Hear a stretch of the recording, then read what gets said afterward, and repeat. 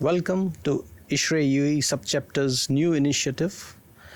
In this particular series, we are going to talk with prominent industry leaders who have helped to shape our industry in what we are today. They are innovators, they are thinkers, they are people who have changed the way we do things. This series we are calling it Climate Kings of UAE, and this is 2024 series. It's an inaugural episode, and it is with a great pleasure I would have to introduce one eminent personality with us today, Dr. Pablo Izquierdo.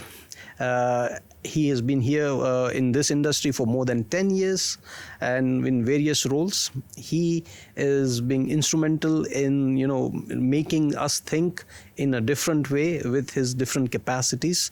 And he has been associated with the building industry or the existing built in a long time with sustainable initiatives throughout and energy efficiency. So we would welcome him to the show. Very well. Thank you very much. Thank you for the invitation. It's a pleasure to discuss with ISHRAE on this series about these topics, particularly HVAC and sustainability, which I think are very relevant for today for the net zero commitments. And I think the audience hopefully will learn from the experience that I have, and I'm happy to share it with you. Thank you very much for that again. No, thank you so much. So as you mentioned, that sustainability, energy efficiency, smart automation, IoT, these are the buzzwords in today's time. So when we look at HVAC, and many times I also wonder, that we talk about sustainability. Energy efficiency, yes, I can measure kilowatt per ton, how many kilowatts, how much improvement. But sustainability, is delivering the sustainability is, I will not say a myth, but it may not be as clear. People might think in different ways. So I would love to have your view on sustainability, how to achieve sustainability, what it would mean net zero in future. Well, you see, sustainability and the net zero are very close. I think sustainability is a big word. It's definitely a wide definition of a lot of things. The sustainability, the classic definitions of sustainability of kind of achieving development without compromising future generations, the SDGs, the Sustainable Development Goals, all of those are very big targets to achieve. They are broken down into sub-targets so that we can measure some of the progress. But and I think that we are moving in general towards them. Slowly, I have to say, slowly. So maybe those targets and those clear coming days, it is not for tomorrow. So it is always a little bit too far, and we need to accelerate. I think that is an important message. But when we try to bring it down to the HVAC section, not to the HVAC sector, the efficiency is a very important part. How can we deliver net zero? Well, I think that for the HVAC, which is a very important part of the total energy consumed in the Emirates, the electricity that is consumed in the HVAC is something that we need to manage. And we can manage it from two sides, the supply side and the demand side. Okay. So in order to deliver this sustainability, we can, first of all, I think, and this is for the users, for the general public, and many of the audience eventually at some point will be of those users. You don't need to have 18 degrees. You don't have to go to the low set points. Correct. That only costs you one finger movement. It's very easy. But I think what you clarified, and thank you for that, is that, major part of the energy consumption is what is the source of energy. As you correctly said, if we have more green source, then we are progressing on that side very far. And UAE is moving on those fronts very well with the solar plants, and they are doing a lot of things. So there is a lot of coal or carbon-free generation. So there is a lot of renewables. There is a lot of nuclear as well. So there is more and more. It's true. We are displacing gas, which has been the traditional way of generating electricity in the UAE, and water, by the way.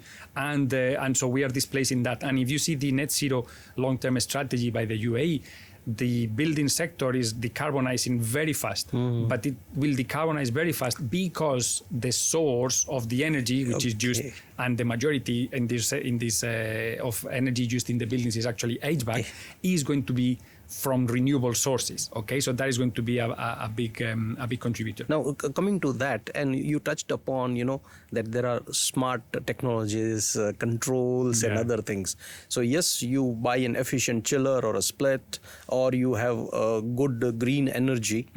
But in the end, how you spend that energy, what your views are there, and trends on this. So I think the smart devices are very useful. The smart thermostats in an office, they can be. I mean, the traditional building management system is a smart system. No, if it has the schedules to when it is occupied, when it is unoccupied, and you can program it accordingly. But maybe the programming is rigid as well. No, the smart things need to be combined with even extra things, with the sensors that allows you to do things we are exploring. Dynamic, exactly. That it gives you. I mean, it doesn't need to be depending on the outdoor conditions. You might switch the air conditioning a little bit earlier or later. The smart also will become multiplied in places where there is tariffs depending on the hour. When do you actually switch on the thing or switch it off? Okay, just maybe you will consume same amount of kilowatt hours, but the price will be completely different, and that plays a role in the economics. So smarts, I think, is going to be very important. That scheduling, the possibility of controlling devices in remotely and centrally. One place where I find that is very, very useful is in accommodations, in labor accommodations, in places where there is small units scattered around many different locations, like in resorts, in villas.